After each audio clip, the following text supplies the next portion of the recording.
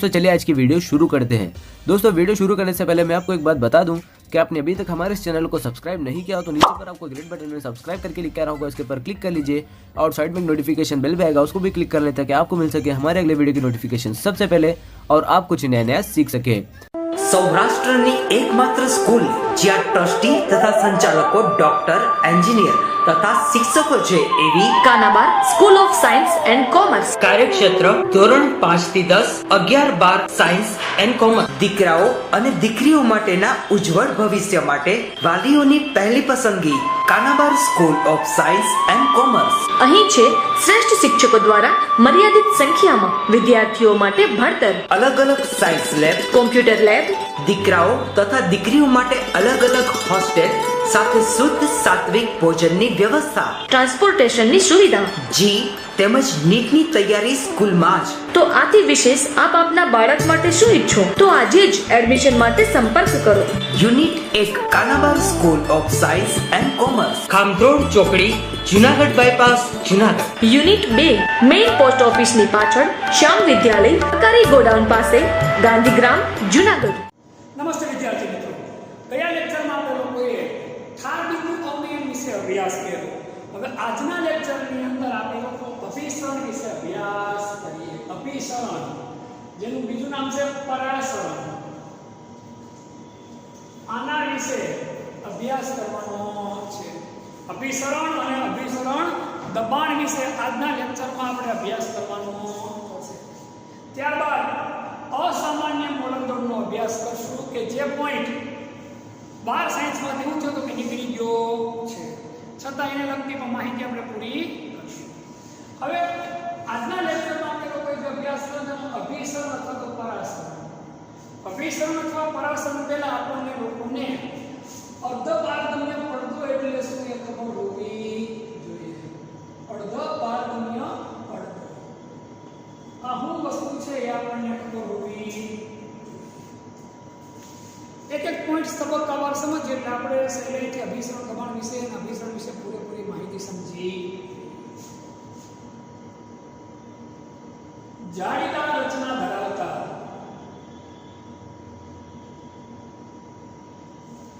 કેવી રચના હોય ભાઈ? જાળીદાર રચના ધરાવતા હોય। કેવી રચના ધરાવતા હોય? જાળીદાર રચના ધરાવતા હોય અને સૂક્ષ્મ છિદ્રો આવેલા હોય। જાળીદાર રચના ધરાવતા હોય અને ખૂબ સૂક્ષ્મ છિદ્રો આવેલા હોય કે જે દ્રાવકના કે જેમાંથી દ્રાવક ખાસ કરીને પાણી જેવા દ્રાવકના અણુઓ પસાર થઈ શકે।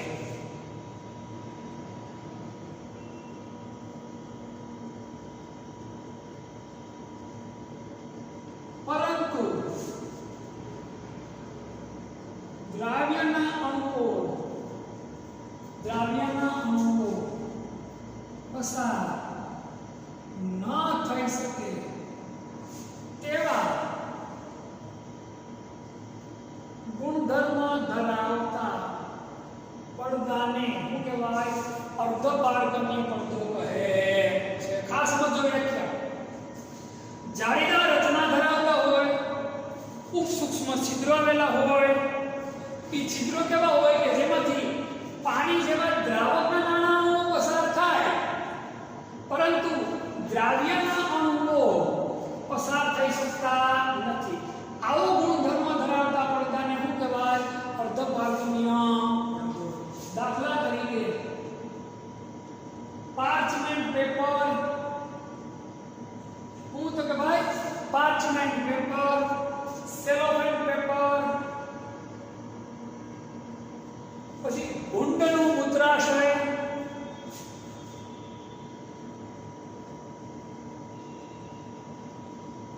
વગેરે અર્ધપારગમ્ય પડદાના શું છે તો કે ઉદાહરણો છે।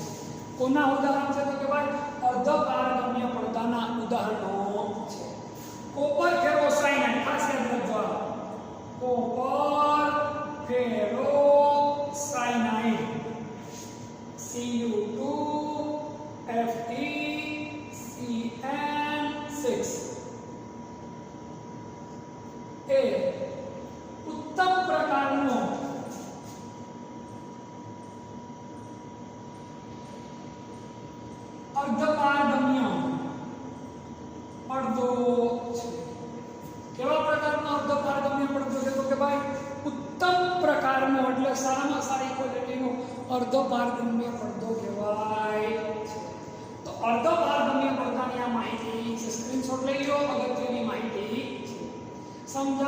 પારગમ્ય પડદો તો આટલી માહિતી લખવાની.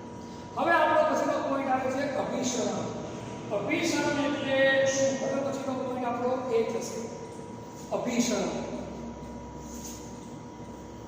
જેનું બીજું નામ શું છે તો કે ભાઈ પરાક્ષણ.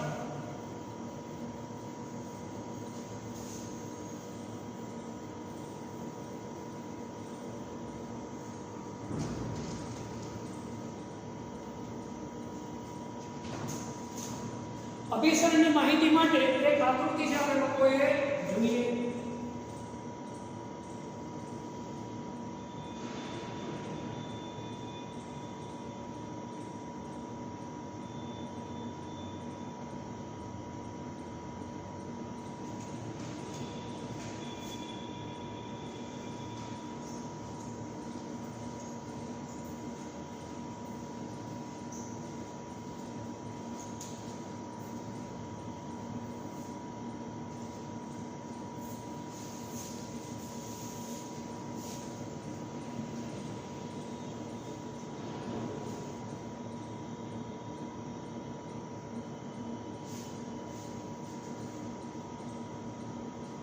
આવું છે શુદ્ધ દ્રાવક. શું છે? શુદ્ધ દ્રાવક.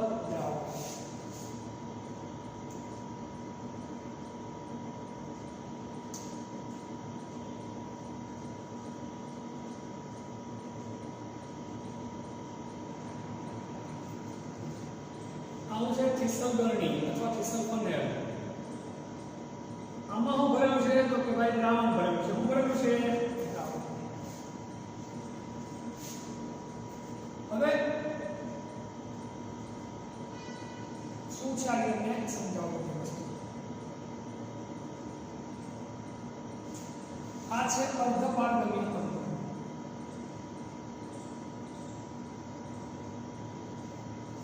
પૂછે તો કે અર્ધપારગમ્ય. હવે વસ્તુ આપણે બહુ વ્યવસ્થિત રીતે આકૃતિમાં જે મુજબ આપ્યું એ મુજબ આપણે સમજવાનું શું કરીએ તો કે પ્રયત્ન. આકૃતિમાં દર્શાવ્યા મુજબ દ્રાવક અને દ્રાવણ વચ્ચે શું આવેલું છે? અર્ધપારગમ્ય પડદો આવેલો છે. દ્રાવણ અને દ્રાવક વચ્ચે હું તો કે ભાઈ અર્ધપારગમ્ય પડદો મૂકવામાં આવે. હવે આમાં અર્ધપારગમ્ય પડદાની ખાસિયત શું? મેં તમને થોડી વાર પહેલા કીધું. અર્ધપારગમ્ય પડદો છે એ દ્રાવકના અણુને ફેરવી શકે, એનું સ્થાનાંતરણ કરાવી શકે, પણ દ્રાવ્યમ કરાવી શકે. એટલે દ્રાવકના અણુ આમાં હારી પડી શકે, બીજા કોઈમાં કાંઈ દ્રાવ્ય પદાર્થમાં કોઈ પ્રકારનો કાંઈ ફેરફાર થઈ શકે નહીં. ખાસ યાદ રાખજો. અહીં દ્રાવકના અણુઓ જ આર પાર જઈ શકે. કોના અણુઓ આર પાર જઈ શકે તો કે ભાઈ દ્રાવકના, દ્રાવ્યના નહીં. એટલે દ્રાવકના અણુઓ દ્રાવકમાંથી કેમાં જાય? દ્રાવણમાં જાય. અહીં દ્રાવકના અણુઓ દ્રાવકમાંથી કેમાં જાય છે ભાઈ? દ્રાવણમાં જાય છે. જેથી દ્રાવણનું સ્તર કેવું જાય? ઊંચું. જેથી થીસલગરણીમાં દ્રાવણનું સ્તર શું જાય તો કે ઊંચું જાય. ક્યાં સુધી? જ્યાં સુધી બંને વચ્ચે શું ન થઈ જાય તો કે સંતુલન પ્રાપ્ત થાય નહીં ત્યાં સુધી. જ્યાં સુધી બંને વચ્ચે સંતુલન પ્રાપ્ત થાય નહીં ત્યાં શું જાય છે? ક્યાં સુધી? જ્યાં સુધી બંને વચ્ચે સંતુલન સ્થપાય ત્યાં સુધી ઊંચું જાય. જ્યાં સુધી બંને વચ્ચે હું સ્થપાય તો કે ભાઈ સંતુલન સ્થપાય ત્યાં સુધી હું જાય તો કે ઊંચું જાય છે આના ઉપરથી આપણે અભિસરણ એટલે કે પરાશરણની શું ભણીએ તો કે ભાઈ વ્યાખ્યા શું ભણીએ વ્યાખ્યા દ્રાવકના અણુઓ દ્રાવકમાંથી આપમેળે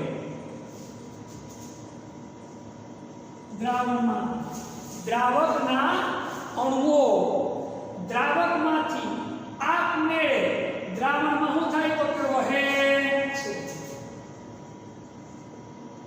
દ્રાવણમાં શું પામે તો કે ભાઈ વહન પામે છે અહીંથી આ અણુઓ વહન પામીને ક્યાં જાય તો કે ભાઈ અહીંયા જાય છે સમજો દ્રાવકના અણુઓ આપમેળે આને કોઈ પ્રકારનું આપણે બહારથી બળ લગાડ્યું નથી દ્રાવકના અણુઓ દ્રાવકમાંથી આપમેળે એમાં જાય તો કે દ્રાવણની અંદર જાય છે તો આ દ્રાવકની પ્રવાહિતા અથવા વહનશીલતાને શું કહેવાય તો કે અભિસરણ તરીકે ઓળખવામાં આવે છે શું છે તો કે અભિસરણ તરીકે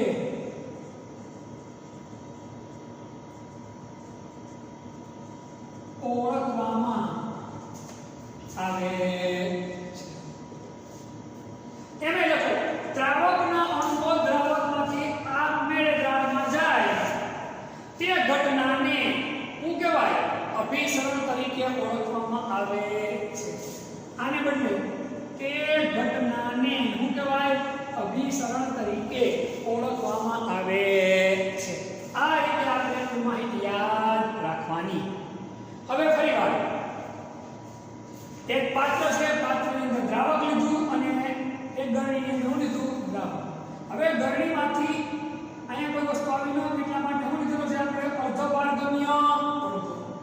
અર્ધપારગમ્ય પદાર્થની ખાસિયત છે એમાં દ્રાવકનું વહન થાય દ્રાવ્યનું વહન થાય નહીં એટલે આમાં રહેલો દ્રાવક આમાં આવવાની સંભાવના રહે કે આમાંનો દ્રાવક આમાં જવાની સંભાવના રહે પણ દ્રાવકની સાંદ્રતા જ્યાં વધુ છે ત્યાંથી દ્રાવકની સાંદ્રતા કેમાં દાખલ થશે તો કે દ્રાવકમાં દાખલ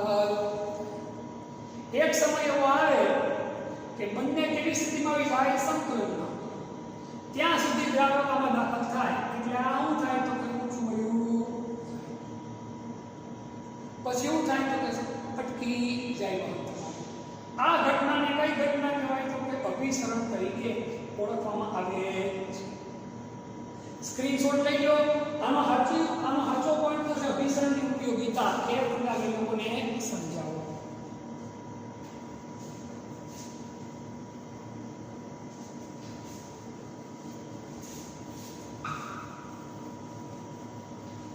અભિસરણની ઘટનાની ઉપયોગિતા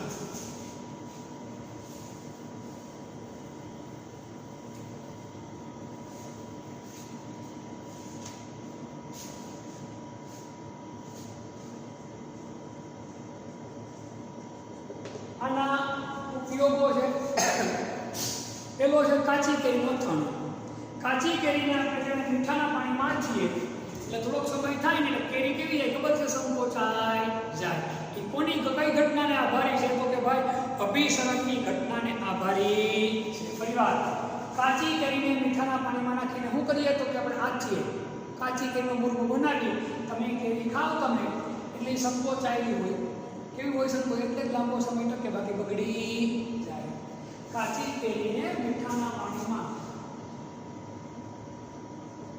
કાચી કેરીને મીઠાનું પાણી શું કહેવાય બ્રાઇન શું કહેવાય બરાઈ અથવા તો કટુ દ્રવ્ય મીઠાના પાણીમાં ખાઈએ ત્યારે થોડા દિવસોમાં એમાં તો કે ભાઈ થોડા દિવસોમાં કેરી શું થાય તો કે સંકોચાઈ જાય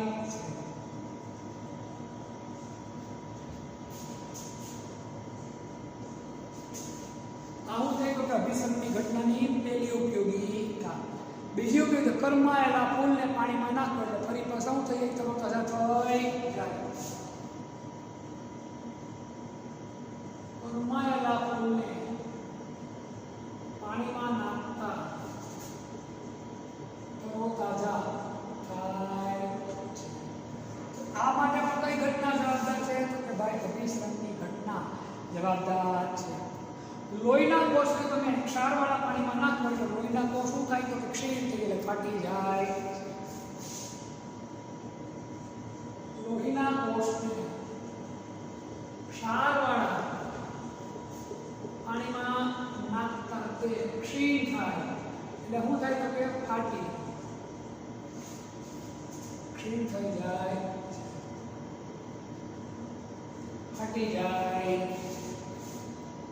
આ ઘટના માટે કોઈ ઘટના, આના માટે કોઈ ઘટના જવાબદાર છે અભિસરણ।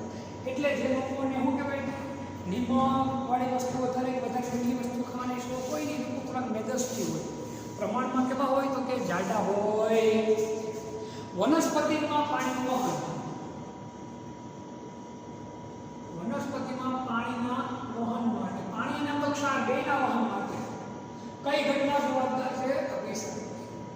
મૂળિયામાંથી પ્રકાંડ સુધી, પ્રકાંડથી પર્ણ સુધી પાણીના ક્ષારના વહન માટે કઈ ઘટના જવાબદાર છે? તો કે ભાઈ અભિસરણની ઘટના જવાબદાર છે। ગાજરની વાત કરીએ આપણે, ગાજરમાંથી પાણી ઉડી એટલે ગાજર શું થઈ જાય? તો કે શું કહીએ? લબડી જાય। પાછું પાણીમાં નાખો તો પાછું કેવું થઈ જાય? કડક થઈ જાય। એના માટે કઈ ઘટના જવાબદાર છે? તો કે ભાઈ અભિસરણની ઘટના જવાબદાર છે। ગાજર પાણી ગુમાવતા, ગાજરમાંથી પાણી ગુમાવી સુકાઈ જાય આખે આખું એટલે નરમ પડી જાય। ફરી પાછું પાણી નાખો, ફરી પાછું પાણીમાં નાખતા કેવું થઈ જાય ગાજર? તો કે ભાઈ કડક થઈ જાય, ગાજર કડક થઈ જાય। ફળ અને માંસની જાળવણી માટે પણ, ફળો અને માંસની જાળવણી માટે પણ કઈ ઘટના ઉપયોગી છે? અભિસરણની ઘટના ઉપયોગી છે। કોના માટે? તો કે ફળ અને માંસની જાળવણી માટે અભિસરણની ઘટના ઉપયોગી છે। તો આ હતા અભિસરણની ઉપયોગિતા। વ્યવહારમાં આપણે આ બધી ઉપયોગિતાનો ઉપયોગ કરીએ એટલે બધું આમાં ડિટેલમાં જવાની જરૂર નથી। છતાં પણ કાચી કેરીને મીઠાના પાણીમાં હાથો તમે એટલે તમે કેરી ખાવ હાવ કેવું હોય ખબર? સુકાયેલી હોય, સંકોચાયેલી। કળમાયેલા ફૂલને પાણીમાં નાખો ફરી પાછા કેવા થઈ જાય? તો કે તરોતાજા થઈ જાય। લોહીના કોષના પાણીમાં પાણી જાય એટલે ક્ષીણ થઈ જાય, ફાટી જવાની બીક લાગે। વનસ્પતિમાં પાણીનું વહન મૂળથી લઈ પ્રકાંડ પર્ણ સુધી પાણીનું જે વહન થાય એના માટે અભિસરણની ઘટના જવાબદાર છે। ગાજર 1-2 દિવસ રહેવા દો એટલે હાવ બબડી જાય થઈ જાય, પાછું પાણીમાં નાખો અમુક કલાક એટલે પાછું તરોતાજા થઈ જાય। ફળ અને માંસની જાળવણી માટે ખાસ કરીને કોલ્ડ સ્ટોરેજમાં સંગ્રહ કરતા હોય ત્યારે એમાંથી નકામા દ્રવ્યો કેમ દૂર કરવા, બધાની વસ્તુ કેમ દૂર કરવી એના માટે અભિસરણની ઘટના શું છે? તો કે ઉપયોગી છે। વધુ અગત્યનો પોઈન્ટ આપણો આના પછીનો અભિસરણ દબાણ। કયો પોઈન્ટ છે આપણો? તો કે ભાઈ અભિસરણ દબાણ।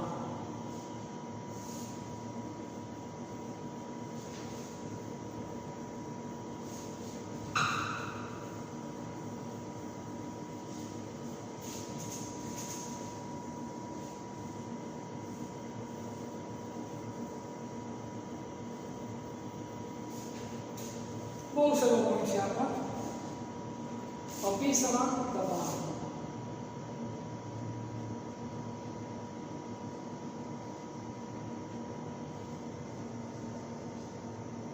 અભિસરણ દબાણ પાય જોઈએ આપણે આના માટે આકૃતિ બનાવીએ।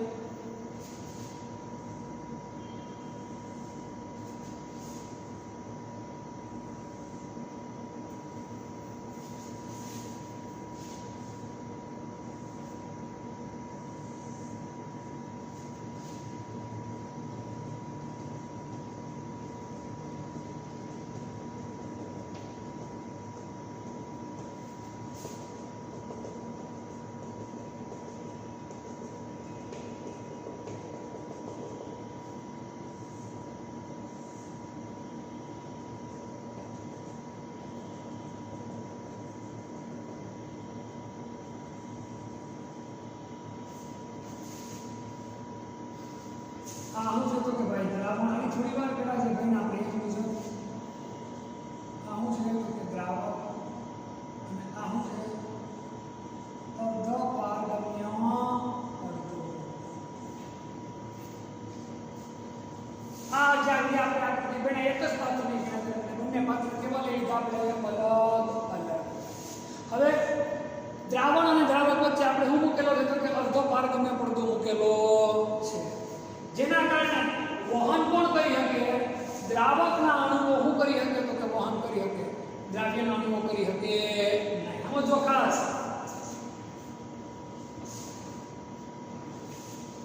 સમજો જ્યારે દ્રાવણ અને દ્રાવકની વચ્ચે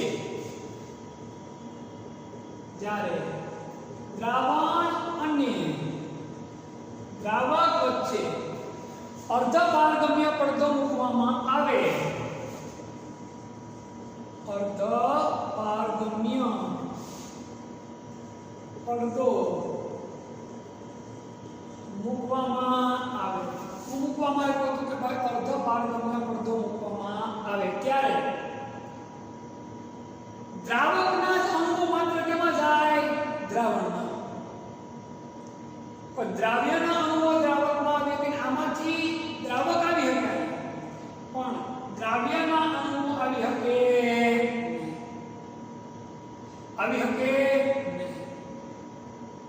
પણ દ્રાવકના અણુને સમજો મારી વાત આખી અર્ધપારગમ્ય પડદાના કારણે દ્રાવકના અણુઓ અહીંયા એન્ટર થઈ શકે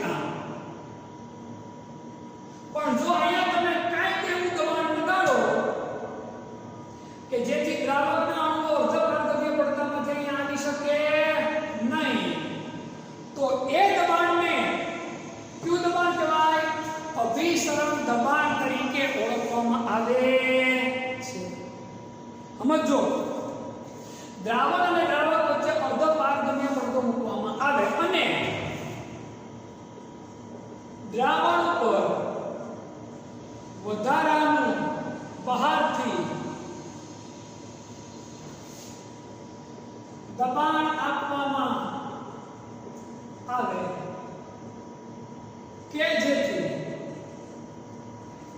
દ્રાવકના અણુઓ અર્ધપારગમ્ય પડદામાંથી દ્રાવણમાં દાખલ થઈ શકે નહીં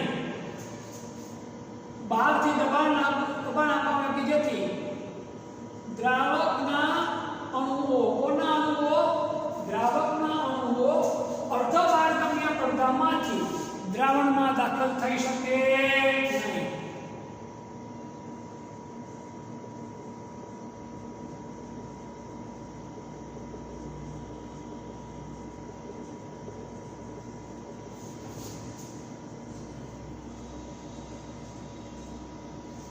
તો તે દબાણને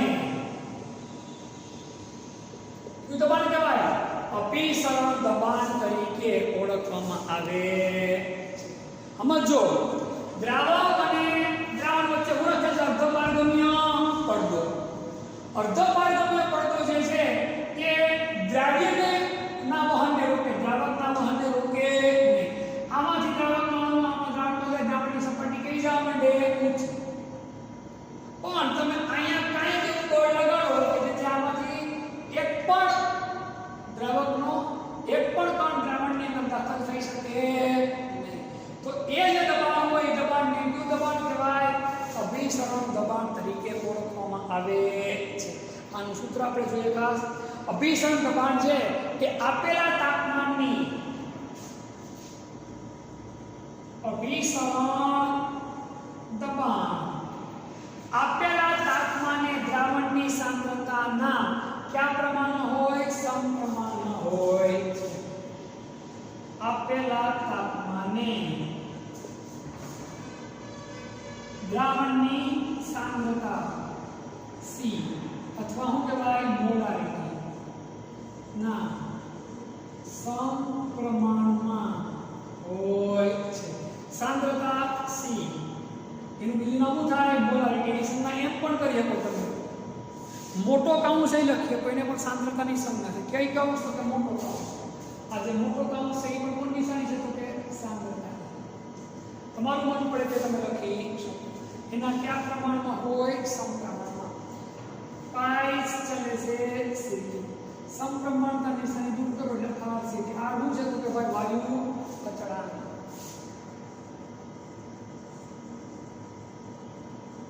T નિરપેક્ષતાપમાન, C તો કે સાંદ્રતા અને પાઈ એટલે હું અભિસરણ દબાણ. હું તો કે અભિસરણ દબાણ. હવે આપણું સમીકરણ છે PV બરાબર NR. હું છે તો કે ભાઈ PV બરાબર શું થાય તો કે NRT. P એટલે હું દબાણ અને પાઈ એટલે હું અભિસરણ દબાણ. અહીં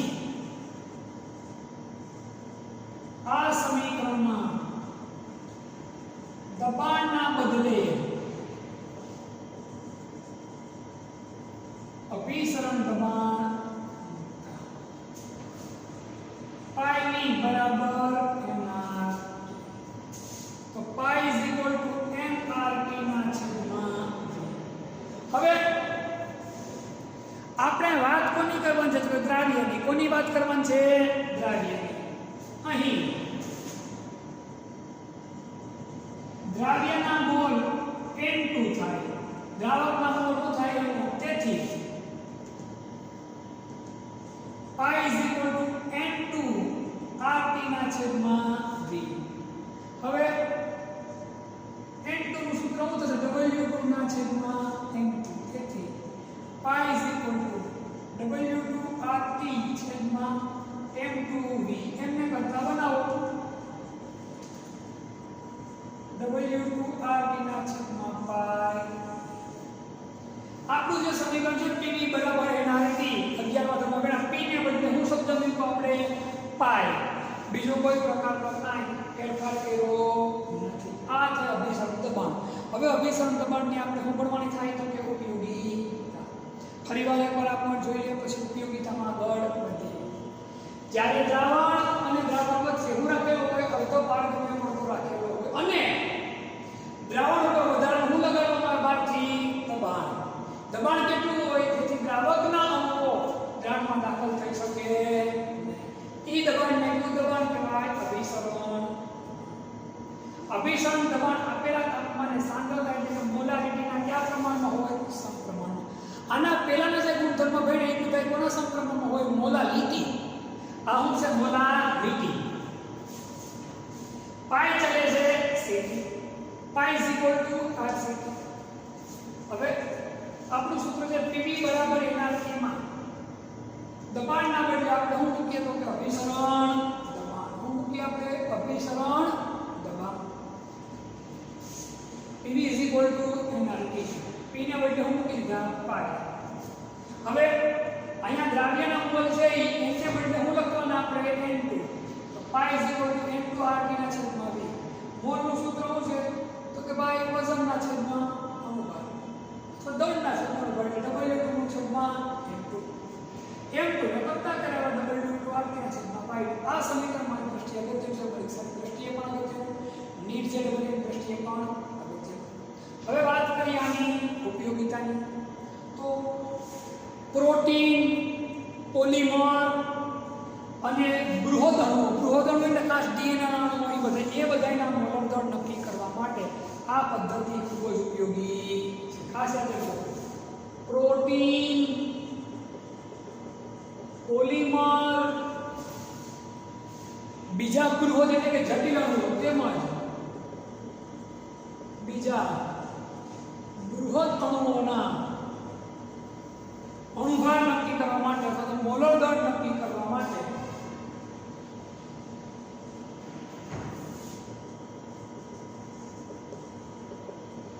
આ પદ્ધતિ ઉપયોગી છે.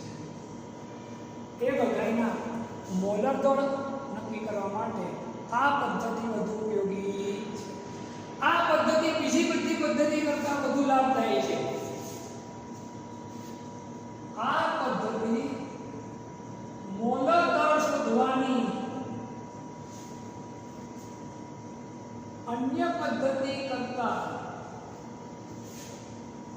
વધુ ઉપયોગી છે. કારણ કે શું કામ આ પદ્ધતિ મેં તમને કીધું? કારણ કે અહીંયા કોનો ઉપયોગ થાય? મોલારિટી. જ્યારે બીજા બધામાં કેનો ઉપયોગ થતો તો કે મોલારિટીનો ઉપયોગ થતો, કારણ કે અહીં મોલર દર શોધવા મોલારિટી વપરાય, મોલારિટી વપરાતું નથી. બીજું, આ પદ્ધતિ ખાસ કરીને જૈવિક અણુ એટલે જીવંત અણુ, પ્રોટીન, પોલિમર એ બધા માટે ખૂબ જ ઉપયોગી છે, કારણ કે એની દ્રાવ્યતા કેવી છે? ખૂબ જ ઓછી. કેવી છે? ખૂબ જ ઓછી. એટલે આ પદ્ધતિ પ્રોટીન, પોલિમર તેમજ બીજા બૃહદળના મોલર દર નક્કી કરવા માટે ખૂબ જ ઉપયોગી છે, કારણ કે આ બધાની દ્રાવ્યતા કેવી છે? ખૂબ જ ઓછી છે. આની દ્રાવ્યતા ઓછી હોવાના લીધે આ પદ્ધતિ ખૂબ જ ઉપયોગી છે. અને ઉપયોગિતા પણ આપણને ખાસ આવડવી જોઈએ. સ્ક્રીનશોટ લઈ લો, પછી આગળના પોઈન્ટમાં આપણે જઈએ. હવે આના આધારે આપણે દાખલો છે આપણે જોઈ લઈએ.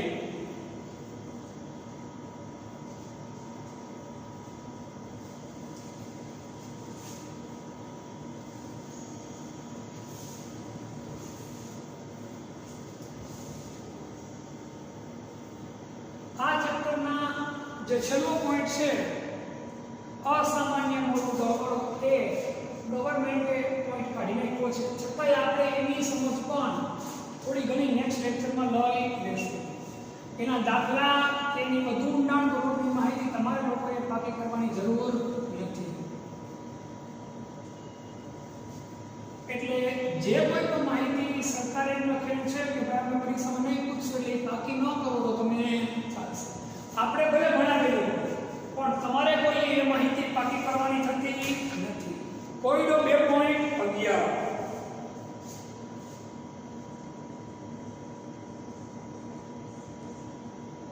પ્રોટીનનું 200 સેન્ટીમીટર ઘન જલીય દ્રાવણ,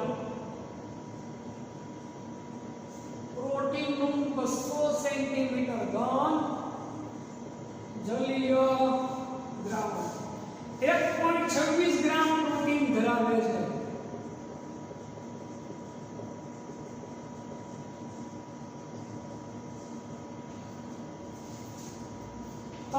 કેલ્વિન તાપમાને, क्या तापमाने? तो के भाई 300 केल्विन तापमाने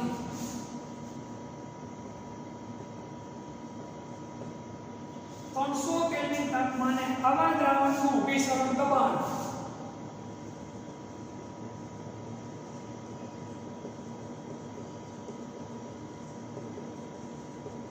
આવા દ્રાવણનું અભિસરણ દબાણ 2.57 × 10⁻³ ઘાત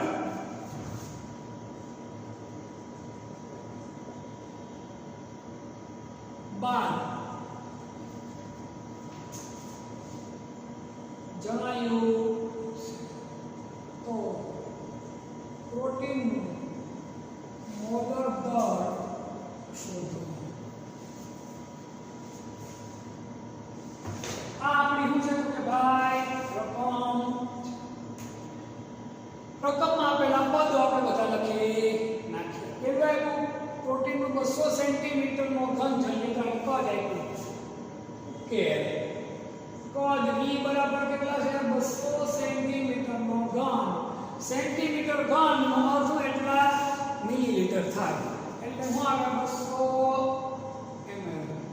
200 ml એટલે શું થાય? તો કે ભાઈ 0.2 લીટર. વાત થઈ ગઈ. 1.26 ગ્રામ પ્રોટીન ધરાવે. W2 બરાબર કેટલા આવશે? 1.26 ગ્રામ. W 300 કેલ્વિન તાપમાને T બરાબર નો આવશે 300 કેલ્વિન.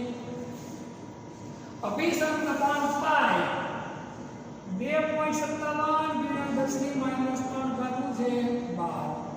તો ગોતવાનું છે M2. થોડી વાર પહેલા જ આપણે સૂત્ર ભણ્યા. M2 = W2RT/πV. બસ બેઠે બેઠી માત્ર ને માત્ર શું બનશે? કિંમત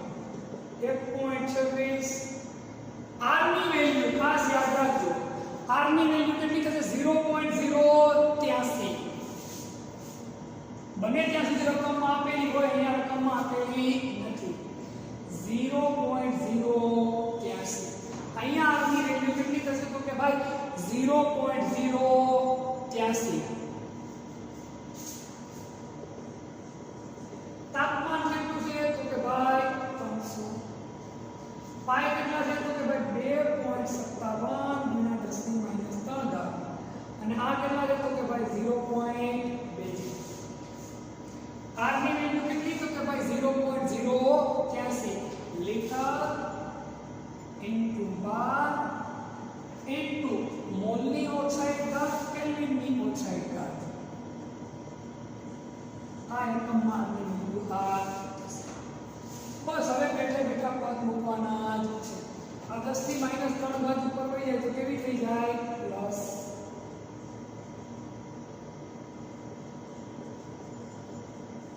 છેદમાં 2.57 અને 0.2 કશું જ નવું કરવાનું થતું જ નથી તમે તમારી અંદર છેદ ઉડાડતા જાઓ એટલે તમારો જવાબ આવશે કેટલો આવશે તો કે 61.022 ગુણ્યા 10 ની 3 ઘાત ગ્રામ પ્રતિ 3 ઘાત છે ગ્રામ પ્રતિ મોલ એટલે કેટલા થાય તો કે ભાઈ 61,022 થશે 61,022 જો આ બે પણ ઉડાડ્યો આ બે પણ ઉડાડી ક્લિયર થઈ ગઈ વસ્તુ મગજમાં ઉતરી ગઈ કઈ રીતે થઈ તો સ્પીડી ગણતરી તમને કહો આ 126 ગણ નાખો છેદમાં 257 કરતા આના 2 પોઈન્ટ 2 પોઈન્ટ આના ઉડી ગયા આ બે બિંદા ઉડાડી નાખો અને આનો પોઈન્ટ ઉડાડી નાખો અને 3 પોઈન્ટ ઉડી ગયા એટલે શું થશે તો કે ભાઈ 83 ગુણ્યા 3 છેદમાં હોય એવા 2 અને ગુણ્યા 10 ની 3 ઘાત જમણામાં જતા 83 3 123 કારણ કે 257 અને 2 કરો એટલે તમારે કેટલા છે 61.022 કેટલા તો કે ભાઈ 61.022 આ રીતે ગણતરી કરો તમે તો તમને એકદમ સેમ જવાબ તમને ક્લિયર તો આજે